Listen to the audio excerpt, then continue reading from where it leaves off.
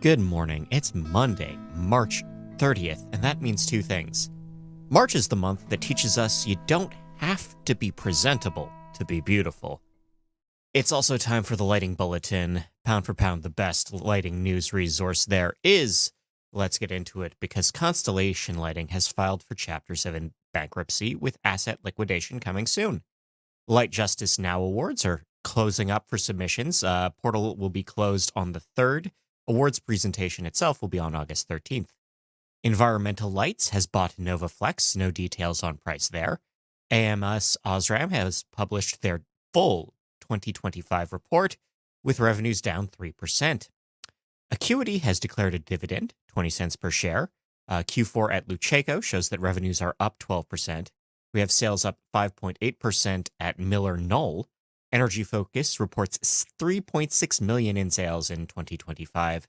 That's down from 5 million last year. And we have record sales at Sonpar with 39 billion in revenue in 2025. The United States Postal Service will be adding an 8% fuel fee as of the 1st for parcels, not letters. And Scout is opening new showrooms. That's a new showroom in NYC.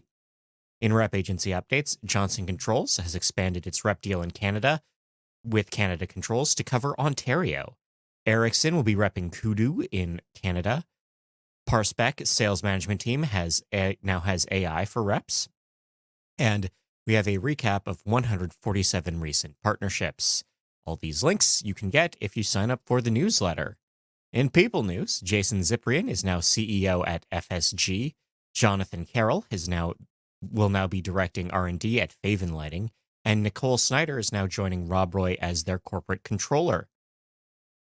Waldom recycles its 10 billionth electronic component. This is a distributor sustainability program reaching an entirely new milestone.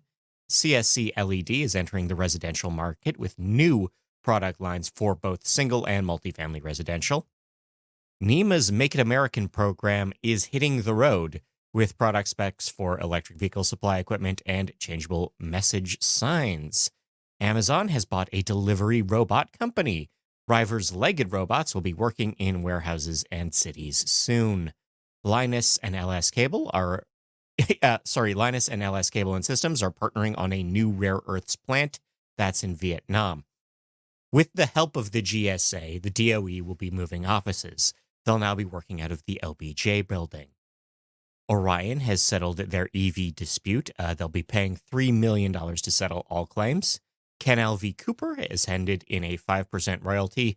No lost profit damages, though.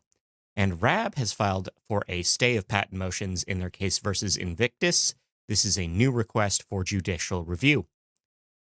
The EU and Australia have signed a new free trade pact. The EU has signed a free trade pact with Uruguay, Paraguay, Brazil, and Argentina. China has opened a formal investigation into U.S. trade practices, and the EU is adding safeguards to their trade deal with the U.S. In events news, Canada Light Expo is seeking speakers. That submission is due tomorrow. So get that in there. In lighting controls and smart home news, the FCC is banning all foreign-made routers. New models of foreign-made routers, which is to say almost every new router is banned. Kia and Hyundai will be joining Samsung SmartThings. You can now control your HVAC system or exterior lighting on the commute home. Q4 at Shakeups shows that their revenues are slightly below forecast and their stocks are down 3%. Legrand has partnered with Zumtobel with a new strategic partnership for smart buildings.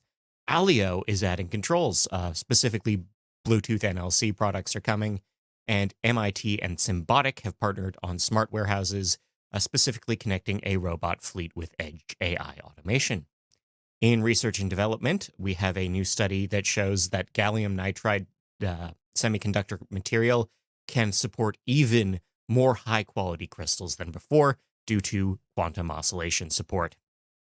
A new coherent illumination pattern has been created using double-slit diffraction. This is a new beam shaping option from the Universidad Autónoma del Estado de Mexico.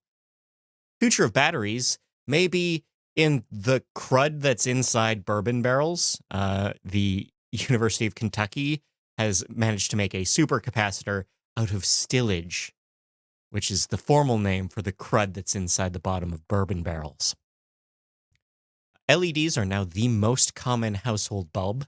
This is a survey that says that at least 90% of households have at least one solid-state lamp. On the dark side of things, Dark Sky has released their 2026 code templates. Light intensity and timing changes the thickness of the pigment layer of your eye. This one guy took a bunch of home cortisol tests and found that blue filter lenses helped with his stress. And I want to remind you that an anecdote with a graph is still an anecdote. Speaking of anecdotes, we have a study that shows that adding ashwagandha, that's an herb, to your melatonin does help improve sleep overall. We have a new literature on septed strategies. It shows that practitioners really only like hostile design parts of septed. AAA drivers are increasingly frustrated with the brightness of headlights. Allen is becoming more hazardous to vulnerable fish. Light pollution has been linked with grasshopper activity in Nevada, which means that the scorpions that eat the grasshoppers also much more active. Light pollution is messing with predator-prey dynamics of large cats in California. Oregon has 6 species of fireflies for now. The Antelope Base Camp in Oregon has been recognized by Dark Sky under their lodging labeling program. The United States Department of Homeland Security has shifted their plans for the Wall in Big Bend State Park, Texas. We have a new Welsh partnership to tackle light pollution over there. Kendall County, Texas is seeking approval from Dark Sky as a town. Caprock Canyon State Park and Trailway in Texas is adding 2,200 acres. Liberty Grove, Wisconsin is seeking to curb brightness. Sunshine Coast, Australia is beginning work on creating a dark sky reserve. New York has proposed a light pollution law at the state level. In the UK, TV presenter Jeremy Clarkson has finally settled the issue of the proposed lighting for his proposed pub on his alleged farm, and that only took 7 years. Look forward to that on the next season of Clarkson's Farm on Amazon Prime. Jackson, Wyoming has cut the number of weeks holiday lighting can be on. Stafford County, Virginia is struggling with a Buc-ee's. Brampton, Ontario residents are protesting a golf club expansion. In Marquette, Missouri, high school students have been recognized for their Blue Light Awareness Project. And in Vancouver, BC, a single man has been fighting parking lot lights for 2 years. It turns out delivery robots are a lot like birds in that they also can't see glass and they will just crash into bus stops. That's what they do. In turtle issues, the Florida Fish and Wildlife Council has begun their awareness campaigns, specifically in Tampa, Navarre Beach, and Miami Beach, Florida. In indoor horticulture, the University of Bologna has tested a new hydroponic system, and the Baum Group has partnered with HX Ag for greenhouses in China. Mayor of LA has backed a new metal theft bill, and in Lompoc, California, a council member is under investigation for allegedly using lighting rebates to launder money. In local news, we have new instant rebates for Ontario businesses. Ohio isn't advertising its residential programs nearly well enough. The Pennsylvania Department of Transportation has announced 101 new projects, and we have new federal funds for rural Alaska. Los Angeles has approved $65 million in solar street lighting. We have solar street lighting going ahead in Salinas, California. Detroit, Michigan is seeking feedback on their lighting situation. Utica, New York has finalized their lighting budgets. Waycross, Georgia has begun their street assessments.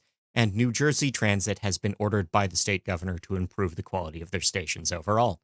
In Nutley, New Jersey, they are giving out free blue bulbs for Autism Awareness Day. The University of Houston has new lighting, and the students aren't liking it. Methodist University Medicine has new lighting and controls on their facility. BC residents are calling for better crosswalk and path lighting after the end of daylight saving time. Concordia U has new stadium lighting. Conway, New Hampshire schools have completed the switch to LED. In Illinois, we have a House bill to test solar lighting on streets up there. A donation has revamped the lighting at the Kentucky Vietnam Veterans Memorial. Lynn County, Oregon is funding retrofits on the fairgrounds. Butler, Pennsylvania is lighting pickleball courts and skate parks. Poplarville, Mississippi has $100,000 in grants for parks right now. We have $800,000 for Favens Park and El Paso, Texas projects. We have new lighting at the Bowmanville, Ontario dog park. We have 10 light poles going up in Oakmont, Pennsylvania for their Little League park. And in Ceres, California, a contract dispute over lighting for a Little League field ends in a fistfight. In world news, South Korea has begun enforcing energy curbs. Moldova is considering rolling blackouts. Public lighting reductions are going ahead in Sri Lanka. The UAE has launched new efficiency projects. Johannesburg, South Africa is expanding their street lighting network. And Lisbon City Hall Secretary and UACS President have been accused of corruption in a holiday lighting scandal. In sports reports, BMO Field in Toronto has just completed its upgrades for the World Cup, and Signify has sponsored the Rajasthan Royals cricket team. In things that are weird, you can make your own monitor light. Your LEDs might be messing with your garage door remote. You can make a laser-driven speaker. You can turn a Furby into a lightsaber. And it turns out that no one liked the lighting at the Vanity Fair Oscars after party. And Donald J. Trump, a man that has spent decades in front of TV lighting for press conferences and his TV show, just spent an entire fundraising dinner complaining about the lighting conditions. And he didn't look good doing it. I've been Scott Wachter. I want to thank you for your time, your attention. Please sign up for the newsletter. Follow us on LinkedIn. Follow us on Threads. I will be back in a week. Take care of yourself. See ya.